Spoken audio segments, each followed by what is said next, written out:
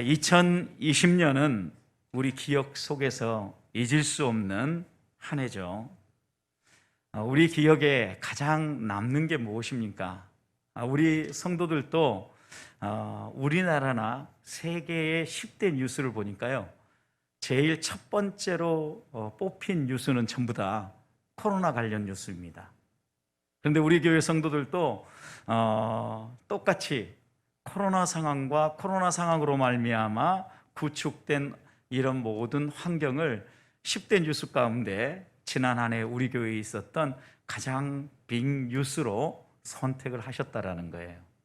그런 점에서 오늘 우리가 2020년을 이제는 돌아보고 새롭게 열린 2021년을 내다보면서 지난 한 해 우리의 기억 가운데 세계적인 이 대유행인 코로나를 지금도 같이 걸어가면서 모이는 것이 쉽지 않고 함께 예배하고 싶어도 예배할 수 없는 아픔이 얼마나 큰 아픔인지, 그전에는 아주 자연스럽게 우리가 함께 모여서 찬송하고 교제하고 훈련도 하고 또 예배하는 것이 아주 자연스러운 일상이었는데, 이 일상이 하나님이 도와주지 아니하시고 하나님이 붙들어주지 않으면 누릴 수 없는 하나님의 선물이구나 라는 것을 또다시 깨닫게 되지 않았습니까?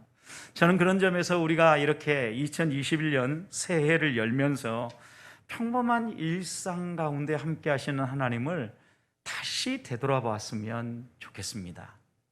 하나님께서 우리와 함께 하시고 하나님이 우리를 인도하시면서 우리가 누리고 있는 이 평범한 일상이 알고 보면 하나님이 지키시고 하나님이 보호해 주셔서 가능한 것인데, 우리는 그냥 우리가 평범하게 잘 살아서 누리는 것이다 라고 착각하고 있지는 않은지 하나님 앞에서 우리 자신을 돌아보며 회개할 수 있는 시간이 되었으면 좋겠습니다. 코로나19가 처음 시작될 때는 그래도 이렇게 오래 가지는 않고 어느 시점이면 끝나겠지, 전문가들이 올해를 넘기고 새해에도 코로나19와 함께 가야 될 거라는 이야기를 할 때 그러지는 않을 것 같아, 내 생각에는 좀 더 빨리 끝날 것 같아, 이런 마음들이 있었죠. 그런데 역시 전문가는 전문가인 것 같습니다. 한 분 한 분들이 예측한 대로 상황들은 펼쳐지고 또 아직도 우리는 이 코로나와 함께 길을 가고 있습니다. 처음에는 이 코로나와 관련해서 많은 뉴스들이 쏟아져 나왔는데, 제일 가슴 아픈 이야기가 있다고 하면 코로나와 함께 우리 기독교에 대한 신뢰도가 바닥을 쳤다는 사실입니다. 처음 코로나가 시작된 것도 일반 사람들이 볼 때는 신천지가 이단이라는 걸 깨닫지 못하고 그냥 교회에서 이것이 시작이 되었다라고 오해를 했을 뿐만 아니라, 그렇게 1차 유행이 지나가고 어느 정도 마무리 되어지고 잠잠해지는 것 같았지만 다시 2차, 3차 유행까지 오면서 보니까 특별히 이단이라든가 이상한 교회들만에서 감염이 일어나는 것이 아니라 정상적인 교회들 내에서도 감염이 일어남으로 말미암아 마치 교회가 코로나를 감염시키는 모판이 되는 것이냐, 일반 사람들이 보기 시작했다는 겁니다. 이건 단순히 저의 이야기가 아니라 최근에 나온 통계에 보니까 코로나19를 겪으면서 일반인들이 기독교, 그리고 불교, 천주교, 그리고 원불교 이런 종교들에 대하여서 어떤 호감을 가지고 있는지에 대해서 조사를 했는데, 종교에 대한 호감도가 가장 좋은 곳이요, 불교입니다. 불교 여러분 50.9%입니다. 그 뒤를 이으는 곳이 천주교인데요, 50.3%입니다. 세 번째 호감을 가지고 있는 종교가요, 개신교 이렇게 나올 줄 알았죠. 원불교가 올라왔습니다. 30.5%입니다. 한 번도 이런 수치가 나온 적이 없어요. 그 다음에 개신교, 기독교가 나왔는데요, 28%입니다. 그리고 마지막으로 5번째로 뽑힌 종교 호감도가 하나 더 올라왔는데, 이슬람교가 15.7%로 이렇게 사람들이 반응을 보였어요. 어떻게 보면 이제까지 우리는 생각을 할 때 지나오면서 불교, 천주교, 개신교 이 정도 생각을 했는데 이제는 온불교도 그리고 거기에 이슬람도 한 발 한 발 이렇게 우리의 삶 가까이에 다가오고 있고 사람들에게 호감을 주는 종교로 변화돼 가고 있다는 점입니다. 이게 교회 밖의 사람들만이 가지고 있는 생각인가 해서 교회 안에 있는 사람들에게도 조사를 했어요. 1차 대유행이 끝나고 대면 예배를 드릴 올해 7월에 조사한 결과입니다. 교회 이 코로나 상황이 끝나고 비대면에서 대면 예배를 드릴 때 대면 예배를 드리겠냐라고 이렇게 물었더니 4월에는 85%가 대면 예배를 드리겠다 그랬어요. 그런데 7월 1차 대유행이 끝나고 지나갈 때는요 76%가 대면 예배를 드리겠다 그랬어요. 최근에 조사는 하지 않았기 때문에 이 3차 대유행이 끝나고 또다시 조사를 한다고 하면 이 수치는 내려갈 가능성이 있다는 겁니다. 그러니까 교회 안에 있는 성도들마저도 이제는 교회에 대해서 등을 돌리기 시작하는데 그 사람들의 특징이 무엇인가 봤더니 40대 이하의 젊은 층이었고 직분이 없는 성도들이었고 신앙이 아직 연약한 처음 믿는 사람들이 대부분이었다는 겁니다. 오랫동안 신앙심을 가지고 있고 믿음의 도리를 깨닫고 이 길을 걸어가는 사람들에게는 큰 문제가 없는데 이제 막 신앙을 시작하고 젊은 층들 하나님에 대해서 좀 알아가려고 하는 세대들에게는 이 코로나의 영향력이 우리 교회에는 아주 큰 영향력을 미쳤다라는 것입니다. 실제로 우리의 삶에도 많은 고통을 가져왔죠. 그래서 며칠 전에 한겨레 신문을 보니까 이 코로나가 우리에게 가져다 준 8가지 고통에 대해서 이야기를 하는데 첫 번째 고통이 만날 수 없는 고통을 들었어요. 두 번째는 여행할 수 없는 고통. 세 번째부터는 조금 이제 동의가 됐다 안 됐다 그랬어요. 세 번째는 맛집에 못 가는 고통. 네 번째 생활의 균형이 깨지는 고통. 다섯 번째 마음껏 못 노는 고통. 이건 좀 이해가 되더라고요. 저는 이해가 안 됐는데 애들을 보니까 이해가 되더라고요. 시험이 끝나거나 수능이 끝나면 저희 아이들도 수능 끝나고 나서 며칠 동안은 그냥 이제껏 못 놀았던 거 마음껏 놀았을 텐데 이번에 수험생들은 놀고 싶어도 놀지 못했다 그러죠. 그래서 못 노는 고통도 있겠구나라는 생각이 금방 머릿속에 확 들어왔어요. 여기에 여섯 번째는요, 혼자 있고 싶은데 혼자 있을 수 없는 고통도 있대요. 이게 왜 그러냐 그랬더니요, 사람들이 밖에 안 나가고 다 집에 있는 거예요. 그러니까 집에 여러분 가끔 우리 아내들이 남편이 새끼 다 먹으면 되게 불편해하죠. 그러면서 뭐 삼식이 이렇게 얘기하지 않습니까? 그러니까 이게 혼자 있고 싶은데 같이 붙어 있는 것도 고통이라는 거예요. 그것만이 아니라 학교나 회사에 가고 싶은데 가고 싶은 곳에 못 가는 고통, 또 무기력해지는 고통, 이런 8가지 고통을 예를 들었어요. 그런데 이런 고통들만이겠어요? 소상공인이라든가 경제적 타격을 심각하게 받은 분들은 경제적 고통이 얼마나 또 크겠습니까, 여러분? 그것만이 아니라 최근에 또 요양원에 어려움들이 많이 있어서 요양원에 부모님을 모신 가족들은요, 이런 때에 괜히 요양원에 모신 것 같다, 불효하는 것 같다라는 이런 마음을 갖는 고통도 있다고 합니다. 그러니까 이런 거 하나하나를 보면 어떻게 보면 코로나가 우리에게 참 많은 아픔을 가져왔구나 라는 생각을 하게 되죠. 정말 그러면 코로나는 우리에게 아픔만 던져주고 지금 우리를 끌고 가고 있는가? 곰곰이 생각을 해보니까요, 코로나가 이렇게 아픔만 주는 것이 아니라 또 긍정적 영향력도 미쳤는데 여러 매체들 가운데 이 코로나 상황에서 급부상하는 매체가 하나 나왔는데 유튜브라고 합니다. 유튜브. 오늘 우리들도 가정에서 예배하는 우리 성도님들 전부 다 유튜브를 통하여서 지금 예배하지 않습니까? 그러다 보니까 이 유튜브 매체가 급상승했는데 유튜브 매체에서 예전과 달리 코로나 이전과는 달리 코로나 이후에 검색하는 영상의 주제가 달라졌다는 거예요. 그 주제가 뭐냐면 집이라든가 아니면 개인의 운동과 연관되어지는 것이라든가 요리와 관련된 이 검색 수가 훨씬 늘어났다는 거예요. 100% 늘어난 그 부분도 있고 약 350% 정도 늘어난, 그러니까 2배 이상, 서너 배 이상 이렇게 늘어나는 검색 수를 보였다는 겁니다. 그러면서 이것을 분석하는 사람들이 뭐라고 얘기했냐면 사람들이 자신을 돌아보기 시작했다는 겁니다. 이제까지는 우리가 잘 먹고 잘 사는데 집중을 하고 열심히 달려왔다면 이 코로나를 만나면서 사람들이 어떻게 사는 것이 잘 사는 것일까? 어떻게 사는 것이 건강하게 사는 것일까? 생각하기 시작했다는 거예요.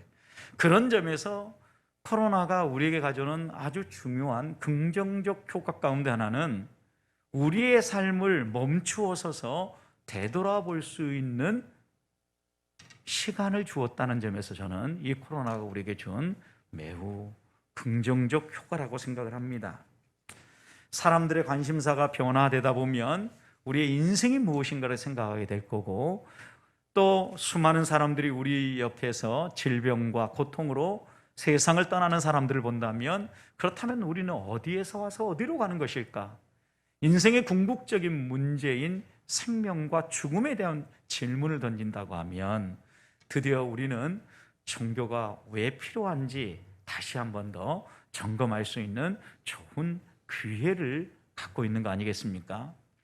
그래서 이런 기회일수록 하나님이 우리에게 주신 긍정적 효과를 바라보면서 과연 나는, 그리고 우리 교회는 하나님 앞에서 구원의 방주로서 수많은 사람들에게 선한 영향력을 미치며 하나님의 은혜를 전달하고 있는가? 교회가 하나님께로 나아가는 징검다리가 되어주고 하나님 앞으로 나아가는 구원의 방주가 되고 있는가? 다시 한번 점검하고 되돌아보아야 되겠습니다.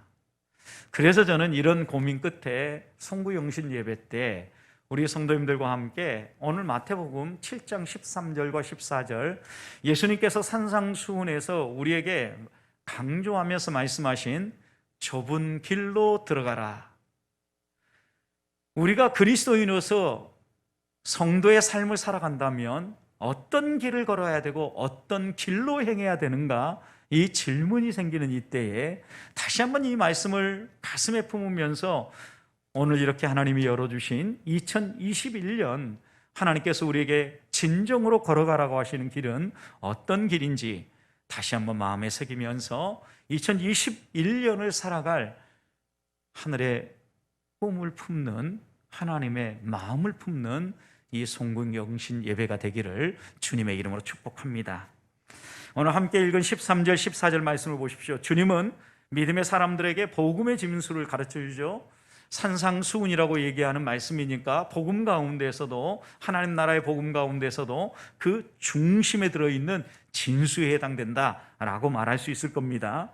13절 보십시오. 분명히 주님이 이렇게 얘기합니다. 좁은 문으로 들어가라. 왜 좁은 문으로 들어가야 됩니까? 멸망으로 인도하는 문은 크고 그 길이 넓어 그리로 들어가는 사람이 많다.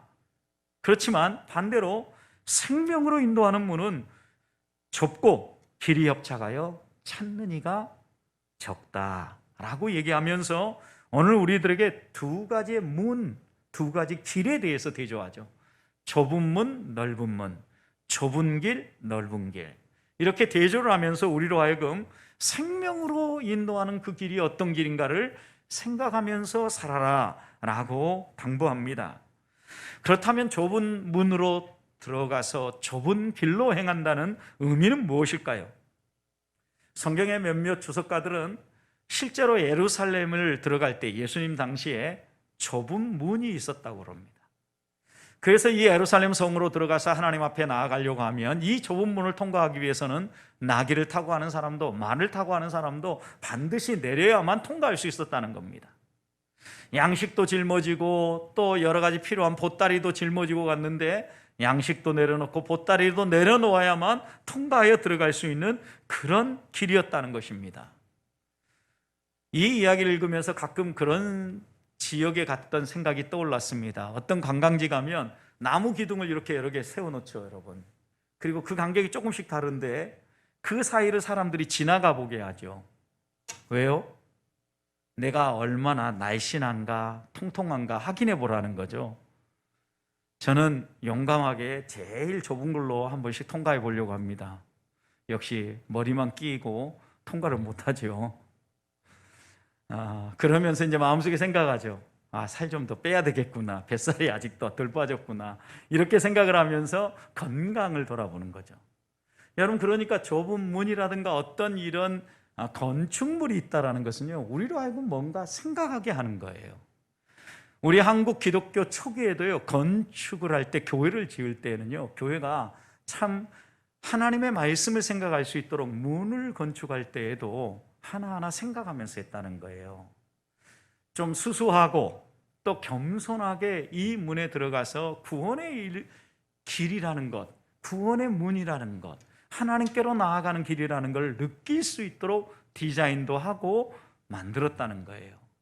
그런데 어느 순간부터인가 우리 교회의 문들이 넓어지고 커지고 화려하고요, 어떻게 생각해 보면 하나님의 말씀을 생각나게 하는 문이라기보다는 우리가 가진 것이 무엇인가 자기를 드러내고 자기를 자랑하는 이런 건축물로 변화되어 가고 있지는 않은가 되돌아보게 됩니다. 하나님은 우리가 일상생활에서 살아가면서도 하나님의 말씀을 묵상하고 성도라면 어떻게 살아야 되는지를 깨우쳐 주기 위해서 오늘 이 말씀의 비유를 통해서도 분명히 그들이 평소에 걸을 수 있는 길, 그 가운데서도 좁은 문, 좁은 길을 들어가면서 이것이 성도가 걸어야 될 길이고 이것이 믿음의 길이다라고 말씀하시는 것 아니겠습니까? 우리가 이렇게 하나님 앞에서 우리 자신을 돌아볼 때 항상 놓치지 말아야 될 이 믿음의 길, 히브리서 12장 1절과 2절에서는 이렇게 얘기하죠. 우리에게 허다한 증인들이 있다. 그리고 그 증인들이 우리가 이 믿음의 경주를 완주해 갈 수 있도록 응원하고 지지하고 후원하는데, 너희가 이 경주를 할 때 꼭 해야 될 일이 있다. 마치 좁은 문으로 들어갈 때 꼭 해야 되는 것처럼 얽매이기 쉬운 죄, 그리고 또 무거운 짐, 이런 것들은 내려놓으라고 이야기합니다. 성도는 우리가 살아가면서 얽매이기 쉬운 것, 그것이 무엇일까요, 여러분? 자주 넘어지는 죄들이겠죠. 얽매이기 쉬운 것이라는 것. 사람들마다 아킬레스건이 있다고 그러죠. 약점이 있다라는 거예요. 잘 넘어지는 부분이 있다라는 거예요. 그래서 너희가 잘 넘어지는 그 부분을 조심하고, 그 다음에 또 무거운 것, 이건 무엇입니까? 해결해야 되는데 잘 해결하지 못하는 마음의 짐부터 시작해서 많은 무거운 죄들이 우리에게 있을 겁니다. 그런데 이 모든 것들을 믿음의 경주를 하기 위해서는 내려놓으라는 거예요. 그리고 우리에게 그 다음 이어서 이렇게 얘기를 하지요. 인내로서 우리 앞에 당한 경주를 경주해라. 쉽지 않은 일이기 때문에 견뎌내라 라고 얘기하죠. 그러면서 하나의 예를 들었는데, 믿음의 챔피언이신 우리 예수님께서도 앞에 있는 즐거움을 내다보면서 지금 당장 겪고 있는 십자가의 고난과 수치를, 부끄러움을 견디어내셨다. 그러니 너희들도 이런 마음을 가지고 견디어내라, 인내해라 라고 당부하는 거 아니겠습니까? 분명히 우리에게 그 가는 길이 넓고 편한 길이라고 하면 이런 교훈의 말씀이 성경 곳곳에 왜 나와야 되겠습니까? 분명히 우리가 믿음의 길을 걸어갈 때 우리가 걸어가는 그 길이 쉽지 않은 길이고 어려운 길이기 때문에 좁은 길이다라고 묘사도 하고, 또 우리에게 견뎌내라, 힘내라 이렇게 당부하는 거 아니겠습니까? 그런데 이와 병행되어지는 누가복음 13장의 말씀을 보면 좁은 문, 좁은 길이 무엇을 의미하는지 더 분명하게 이렇게 얘기합니다. 어떤 사람이 여짜오되 주여 구원받는 자가 적으니까? 그들에게 이르시되, 우리 주님의 말씀입니다. 좁은 문으로 들어가기를 힘쓰라. 여러분, 문맥을 통하여서 읽어보면 이 말씀은 분명한 것이, 좁은 문은 결국 구원의 문이라는 걸 우리에게 얘기해요. 우리에게 좁은 문으로 들어가라 라고 얘기하는 것은 구원의 길로 나아가라. 결국 우리가 좁은 문으로 들어가서 좁은 길로 행한다라는 것은 구원받은 하나님의 백성으로 살아간다는 의미기. 생각해 보십시오. 이것이 왜 어려우냐면 예수님 당대의 최고의 석학이라고 불렸던 니고데모가 예수님에게 찾아왔습니다. 그리고 예수님께 묻죠. 예수님, 선생님, 어떻게 해야 하나님 나라에 들어갈 수 있습니까? 라고 물을 때 우리 주님의 대답은 분명했습니다. 물과 성령으로 거듭나야 된다. 거듭나야 된다라는 이 말의 의미를 이해하지 못했기 때문에 니고데모는 다시 묻죠. 나 같은 어른이 어떻게 어머니 뱃속에 들어가서 다시 태어날 수 있겠습니까? 주님의 대답은 분명했습니다. 야, 사람의 노력과 열심으로 어머니의 태 속에 들어가서 다시 태어나는 것이 아니라 성령으로 거듭나는 것이다. 물과 성령으로 위로부터 다시 태어나는 것이다. 하나님이 하시는 일이다. 성령이 어디에서 와서 어디로 가는지 너희가 알지 못하는 것이 마치 바람이 어디에서 불어서 어디로 가는지 모르지만 바람이 불고 나면 그 결과로 알듯이 성령으로 거듭난 사람도 그 사람이 거듭남을 통하여서 알 수 있다. 이렇게 얘기하면서 우리 주님은 거듭남이라는 이 사실 자체가 좁은 문이고 쉽지 않다라는 것을 깨우쳐 주신 것입니다.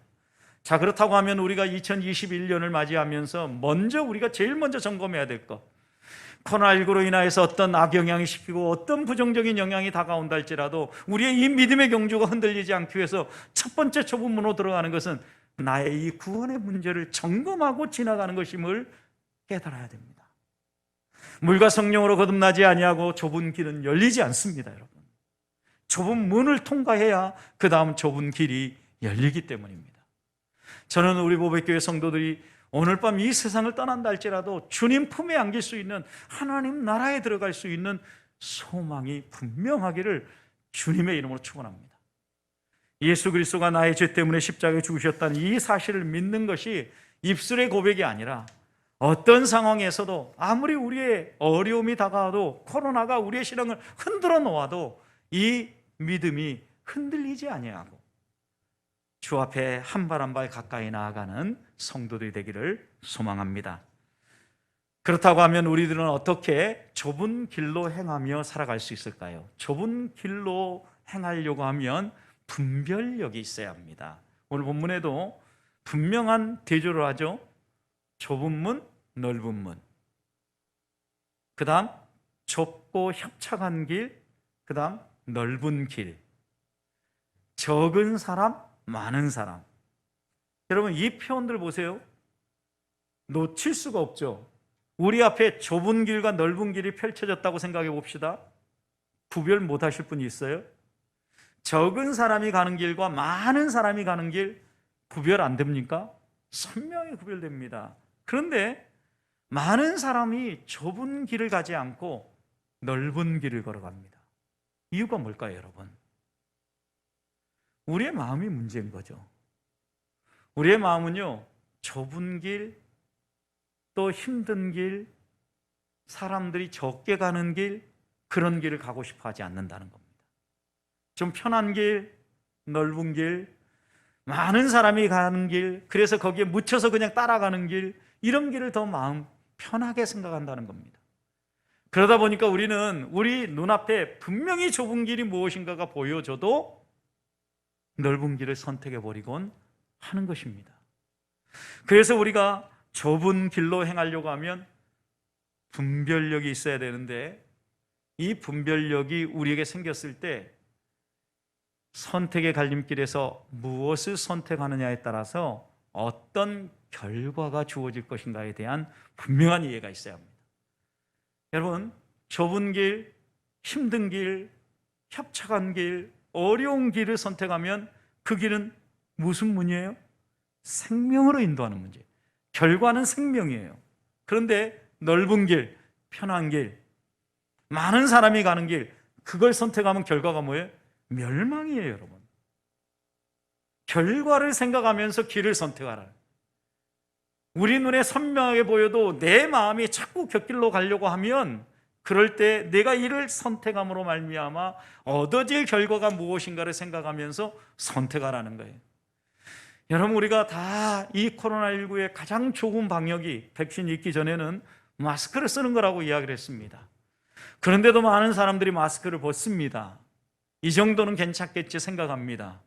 여러분, 그런데 그 결과가 무엇입니까?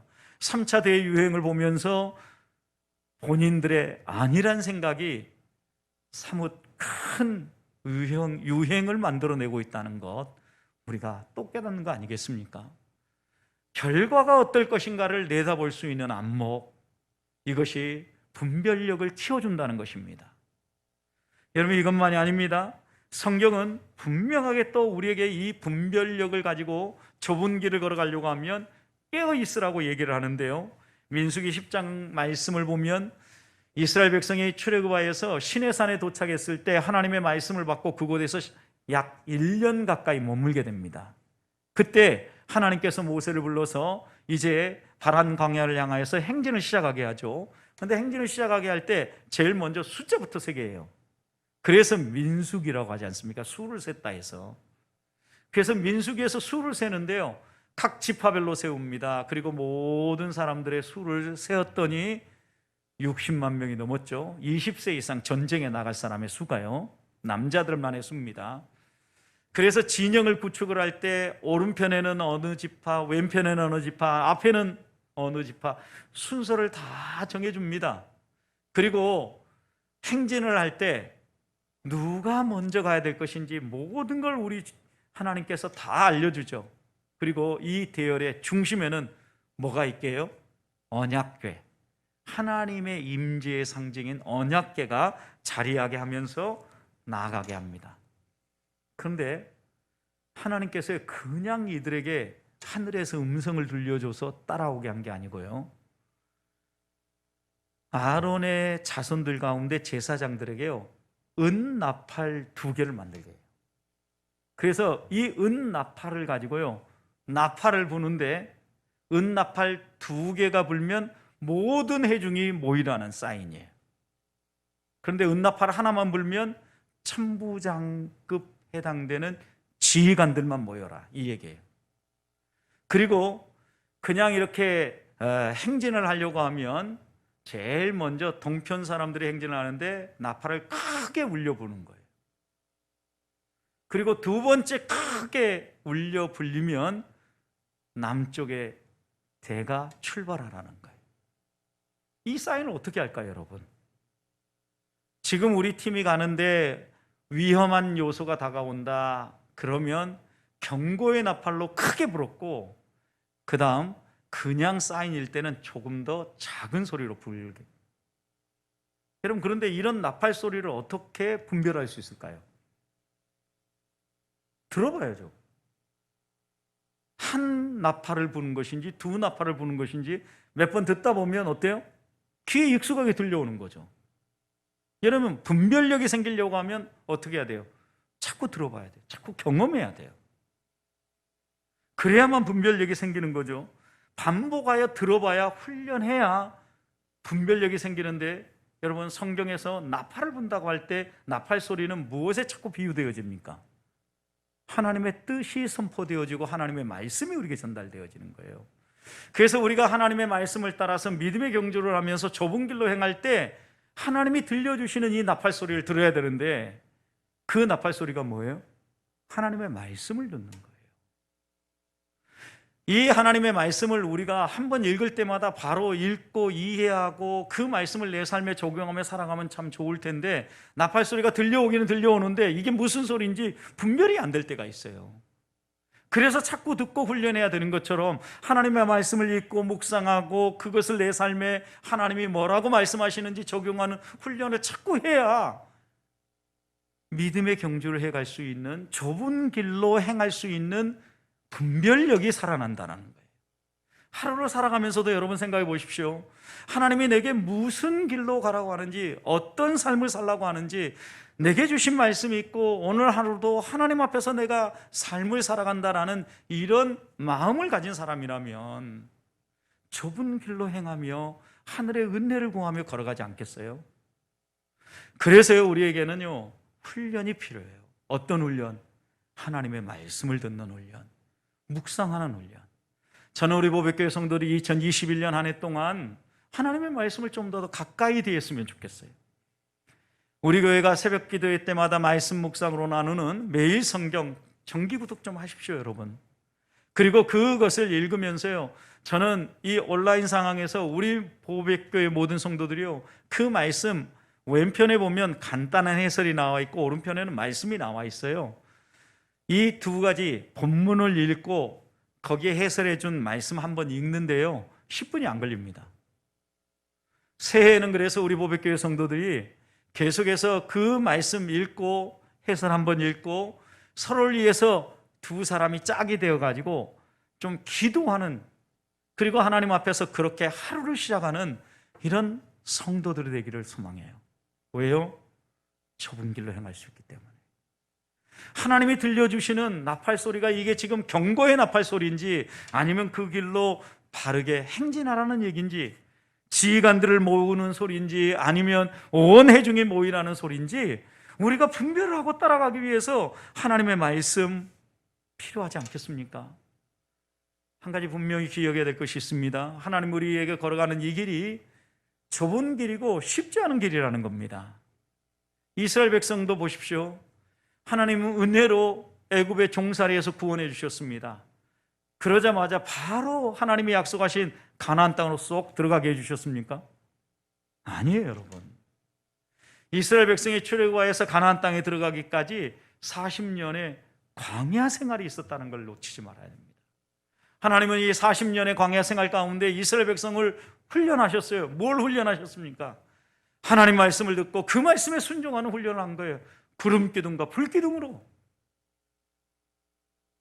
하나님이 사인을 주면 그것에 가타부타하지 아니하고 즉시 순종하도록, 때때로 물이 없어 불평도 하고 때때로 고기가 없어서 불평을 해도 하나님은 그걸 주면서 또 깨우치죠. 채찍질 하시면서. 무슨 훈련을 하는 거예요? 내가 너를 먹인다, 내가 너를 책임져 준다. 좁은 길 같아도, 이 광야길 같아도 내가 끝까지 너를 다듬어 간다, 책임져 준다. 사랑하는 성도 여러분, 우리의 삶도 마찬가지예요. 우리가 구원받아서요, 하나님 나라 바로 들어가는 거 편안하게 가는 것 같지만, 우리가 구원받고 예수 그리스도를 개인의 구주로 영접하고 난 이후에 우리에게 펼쳐지는 삶은요, 성화의 삶이에요. 하나님 나라 들어갈 때 완벽한 성화, 영화가 이루어진다 그러죠. 그런데 이 영화에 이르기까지요, 이 성화의 과정이 쉽지 않아요. 나의 모난 인격을 깎는데도 시간이 많이 걸리고요, 하나님의 말씀 잘 듣지 않고 내 마음대로 하고 싶어하는 이 마음을 다듬어 가는데도 시간이 걸리고요, 적지 않은 이런 아픔과 과정을 지나야만 우리가 영화롭게 하나님 나라에 들어갈 수 있다는 거예요. 그런 점에서요, 이 좁은 길로 행하라는 것은요, 훈련의 길이기도 합니다. 하나님께서 우리에게 말씀하시는 이 훈련의 길이 내년에도 코로나와 함께 비록 어렵게 이렇게 새해 첫 주부터 시작을 하지만, 길 대신 주님께서 나와 함께 하시고 나를 이끌어 간다면, 광야지만 하나님이 그 중심에 머무시면서 구름과 불기둥으로 먹이시고 입히시고 보호해 주신다면, 아무리 그 길이 어렵고 힘들어도 끝까지 걸어갈 수 있는 길 아니겠습니까? 저는 우리 보배교회 성도들이 2021년 한 해 우리의 삶의 중심에, 이스라엘 백성의 진영의 중심에 언약궤, 하나님의 말씀을, 하나님의 임재를 품고 걸었던 것처럼 하나님의 말씀을 품고 분별력을 살려내어서 좁은 길인지 넓은 길인지, 많은 사람이 가는 길인지 적은 사람이 가는 길인지, 생명으로 인도하는 길인지 멸망으로 인도하는 길인지 분명한 분별력을 가지고 좁은 길로 행하는 성도들이 되시기를 주님의 이름으로 축복합니다. 마지막입니다. 좁은 길로 행할 때 꼭 붙잡아야 될 것이 있습니다. 그것은 하나님에 대한 믿음입니다. 하나님에 대한 오해가 자꾸 우리로 하여금 주저앉게 만드는데, 가끔 우리가 만나는 상황, 형편에 따라서 하나님을 이해하려고 합니다. 그리고 우리의 기분과 우리가 느끼는 감정에 따라서 또 하나님을 평가하려고 합니다. 그러다 보니까 하나님을 제대로 이해하지 못하고 자꾸 실패하는 겁니다. 하나님을 이해하는 가장 좋은 길은 하나님이 우리에게 분명히 보여주신 특별 계신 뭐예요? 말씀을 통해서 알 수 있는 겁니다. 일반 계시를 통하여서 우리 주변에 있는 사람을 통하여서 상황을 통하여서도 하나님을 알 수 있지만, 이것은 조금 희미하고 불분명한 하나님에 대한 이해입니다. 하나님에 대한 가장 확실한 가르침, 확실한 계시는 특별 계시인 성경 말씀에서 봐야 합니다. 성경은 분명히 우리에게 이렇게 약속하셨습니다. 하나님은 우리에게 좋은 것 주시기 원하는 분이다. 마태복음 7장 11절, 너희가 악한 자라 할지라도 좋은 것으로 자식에게 줄 줄 알거든 하늘에 계신 아버지께서 구하는 자에게 좋은 것을 주시지 않겠느냐. 누가복음 11장 13절에서는 이 좋은 것을 하나님이 성령을 주시지 않겠느냐 말씀하셨습니다. 현재 어려움과 고난 중에 있어도 좋은 것을 주시는 하나님을 신뢰하라는 것입니다. 현재의 고난은 장차 우리에게 나타날 하나님의 선물, 하나님의 영광과 비교할 수 없는 겁니다, 여러분. 지금 현재의 고난은 하나님이 우리에게 좋은 것을 주시기 위한 과정이라는 거 잊지 말아요.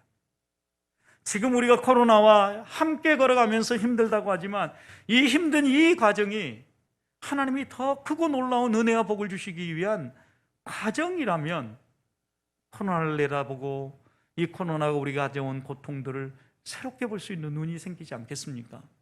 저는 우리 교회 성도들 가운데 하나님에 대한 믿음으로 이 좁은 길을 넉넉히 걸어갈 수 있게 되기를 소망합니다. 그래서 바울은 데살로니가 교회 성도들에게 이렇게 당부합니다. 데살로니가서 5장 16절, 항상 기뻐해라. 어떤 일이 펼쳐진다 해도 항상 기뻐해라. 그리고 쉬지 말고 기도해라. 범사에 감사해라. 이것이 그리스도 예수 안에서 너희를 향하신 하나님의 뜻이다. 사랑하는 성도 여러분, 하나님의 뜻은 분명합니다. 좋은 것 주시는 겁니다. 그러니 우리에게 항상 기뻐해라, 쉬지 말고 기도해라, 범사에 감사하라 당부하는 것 아니겠습니까? 믿음의 선배들도 보십시오. 그들이 당장 눈앞에 보이는 것이 암담하고 어려웠습니다. 히브리서 11장 보면 그러나 그들이 보다 더 나은 본향을 바라봤다 그랬습니다. 보다 더 나은 본향을 바라보면서 나아갔죠. 그런데 히브리서 11장 6절, 하나님께 나아가는 자가 꼭 가져야 될 하나님에 대한 이해가 무엇입니까? 하나님은 살아계시다. 과거 우리 조상들에게만, 성경 속에 있는 이스라엘 백성에게만 살아 역사하신 분이 아니라 지금도 살아서 나와 함께 하신다라는 걸 믿으라는 거예요. 그리고 그분이 이렇게 살아계실 뿐만 아니라 자기를 찾는 자들에게, 자기에게 나아가서 간구하는 자들에게 뭐 하시는 분이에요? 상 주시는 분이시라는 거예요. 저는 이 말씀을 확실히 믿습니다. 우리가 하나님을 신뢰하고 하나님을 붙잡고 하나님 앞에 나아가서 하나님의 살아계심을 구하고 그분의 도우심을 구하면 하나님이 예비하신 상을 우리 모든 성도들에게 안겨주시리라고 믿습니다. 이 믿음을 가지고 나아가십시다. 말씀을 마무리합니다. 사랑하는 성도 여러분, 2020년은 이제 지나고 2021년 새해가 열렸습니다. 이 새해 우리 주님은 우리에게 좁은 문으로 들어가서 좁은 길로 행하라고 말씀하십니다. 내가 먼저 구원받은 하나님의 백성인가 점검하십시다. 그리고 날마다 구원받은 하나님의 백성이라면 말씀을 가까이 하며 하나님의 음성, 하나님의 나팔 소리를 귀담아 들으며 무엇이 좁은 길이고 무엇이 넓은 길인지, 많은 사람이 가는 길인지 적은 사람이 가는 길인지, 생명의 길인지 멸망의 길인지 분별할 수 있는 분별력, 하늘의 은혜로 회복하기를 소망합니다. 그래서 우리 성도들이 걸어가는 길마다 믿음의 열매가 풍성하게 맺혀지고 죽어가는 영혼들이 살아나며 광야의 40년을 통하여서 훈련받고 하나님이 약속한 약속의 땅에 들어간 이스라엘 백성처럼 하나님이 펼쳐주신 이 땅에서의 믿음의 경주를 완주하고 저 하나님 나라에서의 영원한 생명의 복락을 다 받아 누리기 위하여 한 해 한 해, 하루하루, 한 달 한 달을 믿음의 경주로 채워가는 우리 보백교회 성도들이 되시기를 주님의 이름으로 축원드립니다.